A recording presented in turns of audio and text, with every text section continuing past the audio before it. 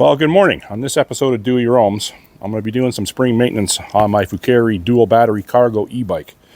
And today I will be changing the tires back to the factory tires. These tires here, I have about 400 kilometers on them, and they're more of a knobby, robust tire. But with these tires, I've lost range with my batteries, significant range, and I've lost about 7 or 8 kilometers top end on speed. So that's significant as well. So these tires are I'm gonna put these tires aside. I'm just gonna use them for fall and winter. I don't ride that much. Well, I kind of did this year, but I don't foresee riding too much in the fall and winter with this bike. So I'm gonna put the factory tires back on. The factory tires I took off about 400 kilometers ago when I switched out the back rim hub motor wheel set assembly. So the back tire is completely brand new. The bike has 1,600 kilometers on it. The back motor has 400 on it. I had to get another one sent from Fucare. If you watch my video, I blew the last one up around 1,200 kilometers. I don't know why, but it happened. So anyhow, these tires have 1,200 kilometers on them. They're fine. They're more of a road tire, intermediate with a little dirt. I'm going to miss these tires for 2 reasons. One, for the appearance. I think they look good. And 2, for a little more puncture resistance. I didn't get a flat tire on the other tires, but you know, I always felt a little bit more safe when I had these on, and these perform better in mud and snow. But they make a significant more road noise as well. So when I video, you can pick up the hum from the knobby tires on them. So what I'm going to do, last time I changed out the tires, I jacked the bike up from the center crank area, and I took the tire off from the back. I don't know if that's the best way to do it. A lot of people flip the bike over, rested on the handlebars and the seat. That's what I'm going to do today. So I'm going to have to move this mirror. I'm going to have to be very careful. I'm not going to move the gear selector. I'm not going to move that, but I'll have to move the mirror, and I'm going to hopefully set up a workbench so I can work at height instead of bending over. Kind of like a professional bike mechanic would do. I'm not a professional bike mechanic, but I do have experience wrenching on bikes from when I was young. From about the age of 8 to age of 16, I was, I would say, a prolific BMXer. I used to strip my bike apart for something to do, probably twice a week. So I'm not completely alien to wrenching on bikes. So I'm going to get this started.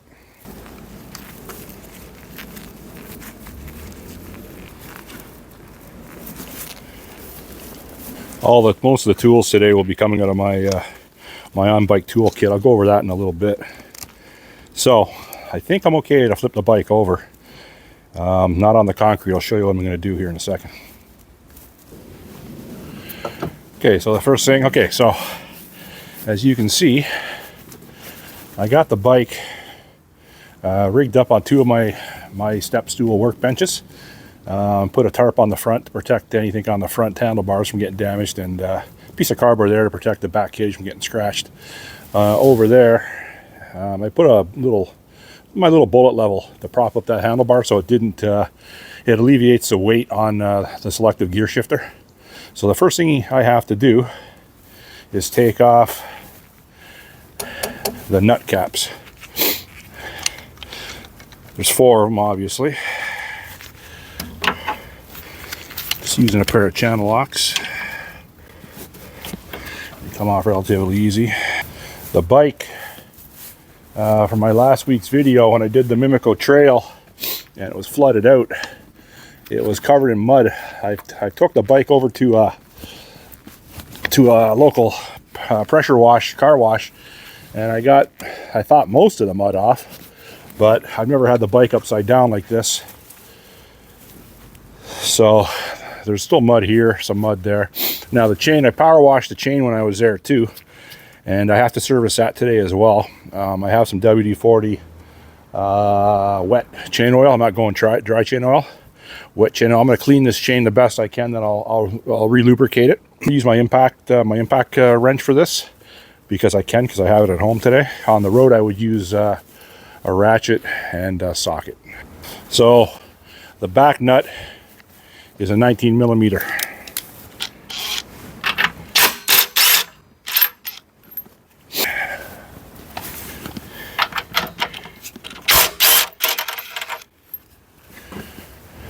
Now also, it also has Allen head or a hex head safety bolts I got to take out, and it's got a retaining clip on both sides. So I just got to find the right size hex head for that. For the little hex head bolts with the retainer clip, I just use a ratchet driver with the bit. I don't need to use the impact for that because I don't want to damage it. Both sides. Clips. So when I rode the bike this winter, it got salt on it, and I could start to see some of the. I'm starting to see some of the hardware starting to corrode a little bit. So just the way it goes up here in Canada. Now, also over here, this is the control feed from the main control panel. This sends information to the hub motor. So there's two little zip ties here. I got to cut those off, then I got to unplug that. When Fucare sends you the bike, it comes in a big box, and it's all strapped down. And there's got to be at least 50 ties they use. So in their toolkit, they send you these little side cutters, which are perfect for cutting these.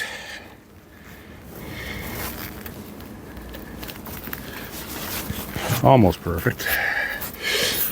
I make this one exceptionally tight. See, I've already replaced these once because I've already gone over this. And now you don't want to cut that control cable. That is for sure. This unplugs.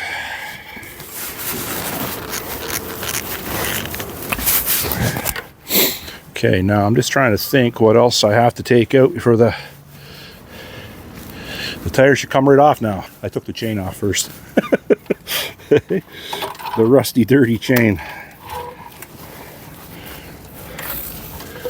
Yeah, there's a lot of dirt on that chain. Definitely need some major servicing. I'll get to it. Now, last time I took the derailleur rate off too. Yeah, I don't know if I can get away without taking the derailleur off. I'm gonna add a little penetrating oil to this. It's a little. I didn't want to get oil around until I finished up, because then you're working in the WD-40, and that's not good. So this side is loose. Oh, there we go. Okay.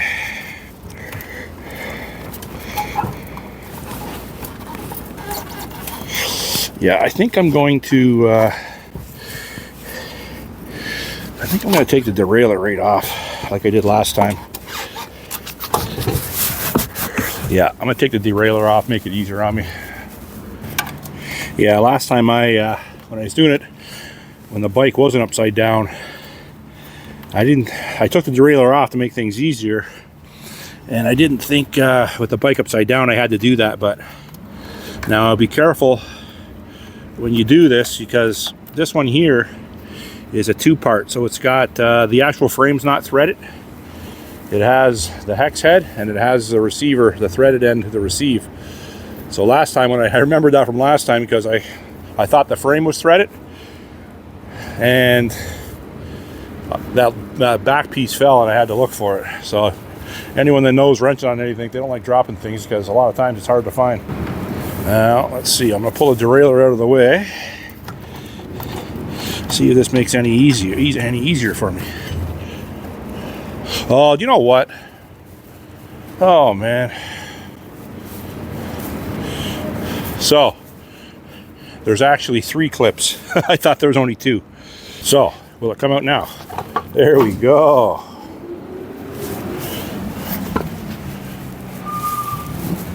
So on the Fucare bike, the front nut, the front axle nut, is 15 millimeter, and the back one is 19 millimeter. Just if you ever do this yourself, it's just a little easier to get your sockets all sorted out first. All your tools. I like getting all my tools lined up that I'm going to need. Like my tool kit that I keep on the bike will do all this. So it was pretty easy for me to have it all set up. It's just in one area. Now obviously my socket set doesn't travel with me on the road.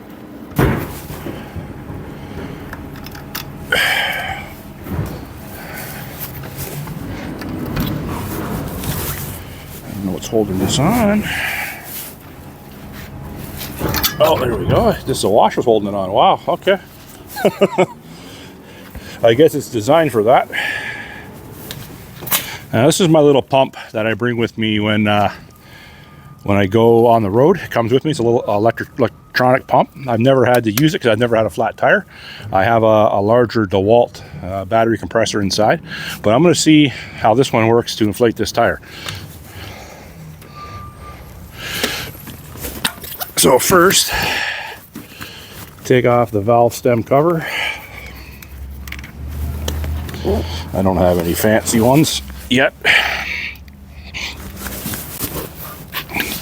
Yeah, so like I said, to reiterate, this bike, once I put these tires on, like I like the looks, and they do perform better in sand and snow and gravel, but you know, considerably less range, and like I said, I think 7 or 8 loss in kilometers, loss in top end speed. So I carry a patch kit in my tool kit, but what I'm going to start doing, because I do have 2 extra spare tubes, I'm going to start carrying an entire tube with me on the road. That way I don't have to worry about patching it. I can just swap out the tube.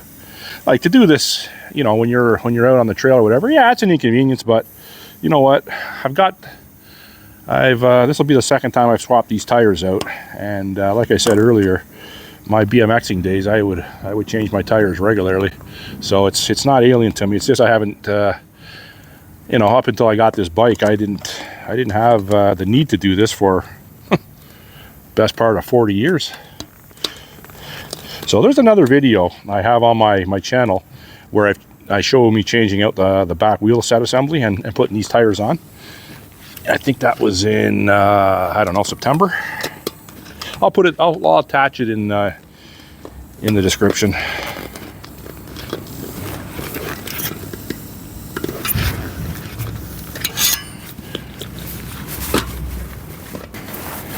With one of my tool kits, I ordered I think with the patch kit.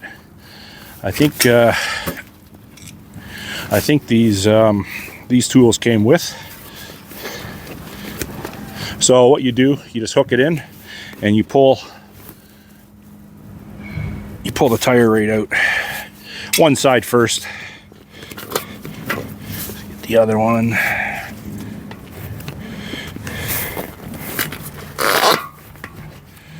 They give you 3. I don't think you need 3, but having said that, I might incorporate the 3rd one yet, who knows.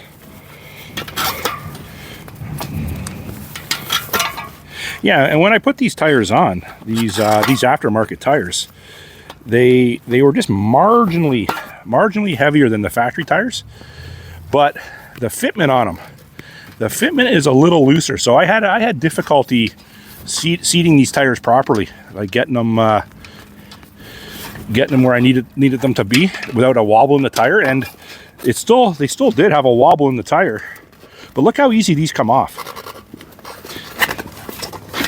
Like, it shouldn't come off that easy.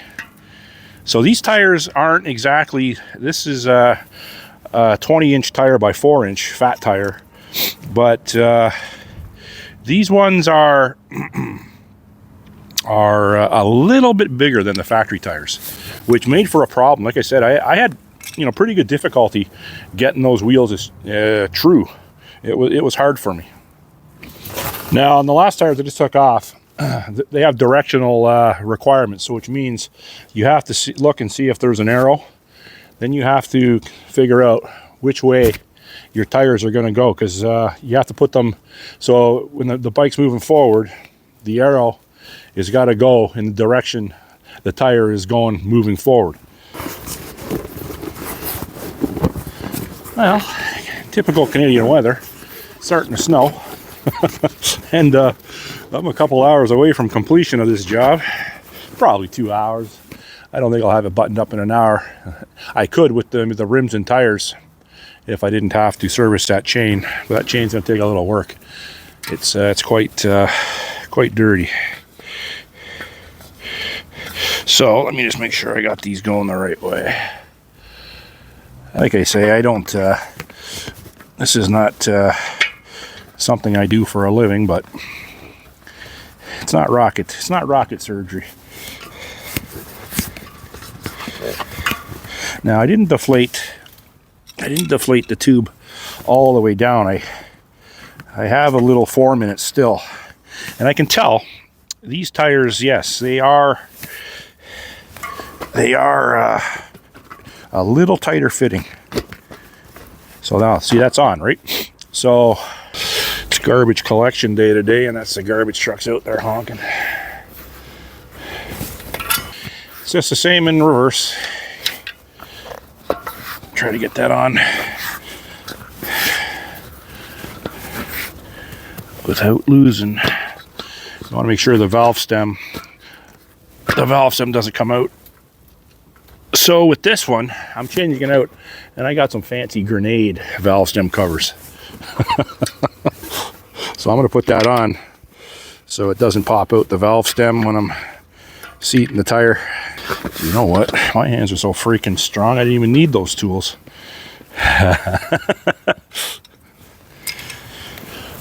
Okay, so I'm going to get the valve hooked up here.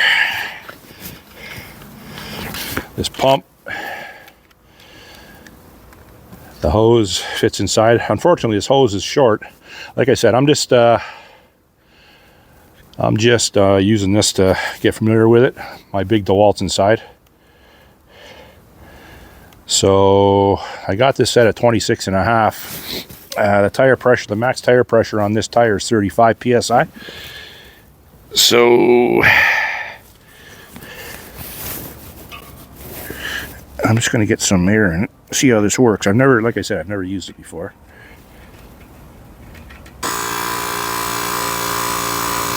So this looks like it's going to take a while. It is filling, but I think I'm going to get my DeWalt.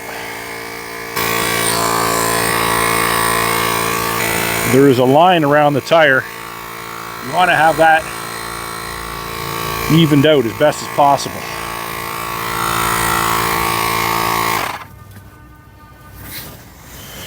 Right around here, there's a line, and you want that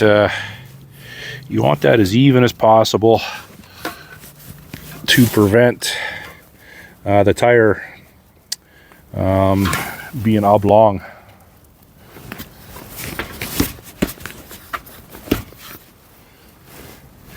And I had great difficulty with the last tires getting that right.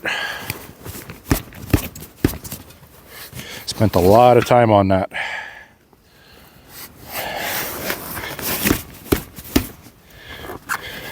That don't look too bad.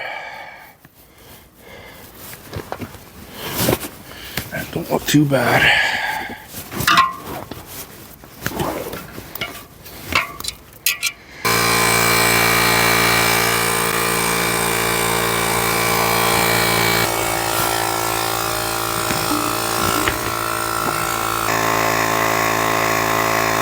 Yeah, for my back tire, I'm going to use my DeWalt. But this will do out in the. If I get a flat tire or when I'm out on the road or in the trail, this will definitely work. It's not the fastest. I could speed things up a lot with my DeWalt. It's in the house. I'll go grab it, but I'll use this one to bring. That's good enough. Yeah, so it will work in the field, like I said. And maybe you didn't hear because the pump was going, but. Yeah, so it's right now the tire's at 9 psi. Yeah, it looks pretty good. So that's what you want. That line there, you want it even all the way around. That looks pretty good. But I'm going to go grab my DeWalt.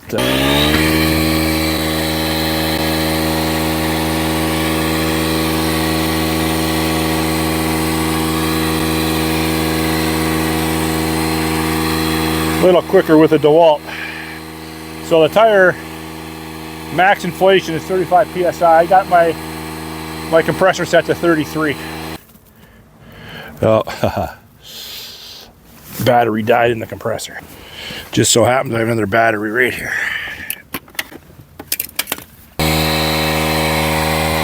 33. A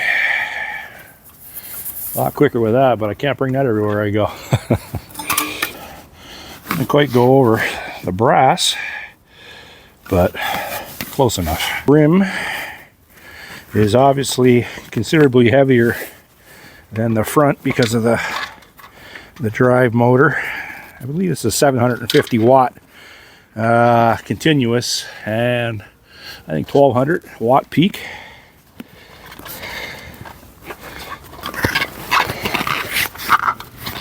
There we go.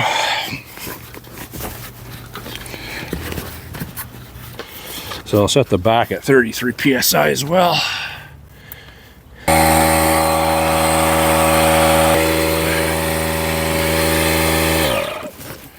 Let's see here. 33. Okay, so this rim, the sprocket, it's a 7-speed. And it's going to need some service before I put it back on. I just noticed there's mud in it, so I'm going to have to service that before I even attempt to put it back on. I'm going to do all the chain maintenance once everything's back together. That way, if I get oil, WD-40 after I assemble everything, I can just clean it up afterwards as opposed to working in it. Definitely going to need some new brake pads too. I should have ordered those.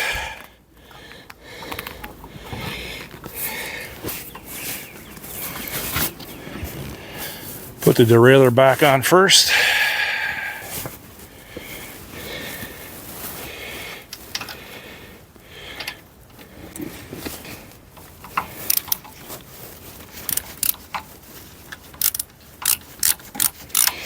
Retaining clips back in. Pretty hard to lose a rear tire on this bike.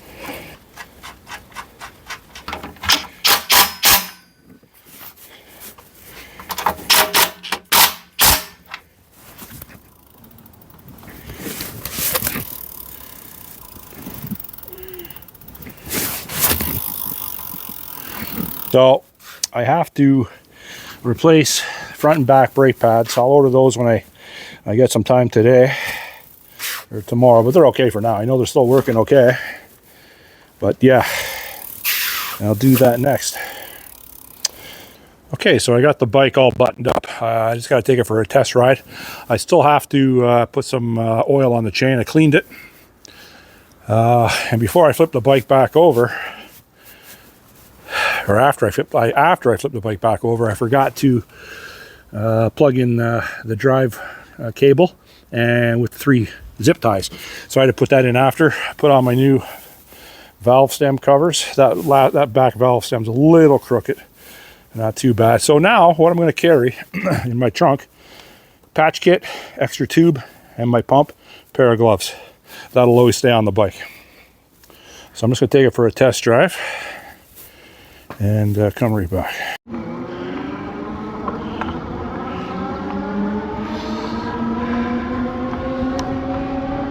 What's up, big boy?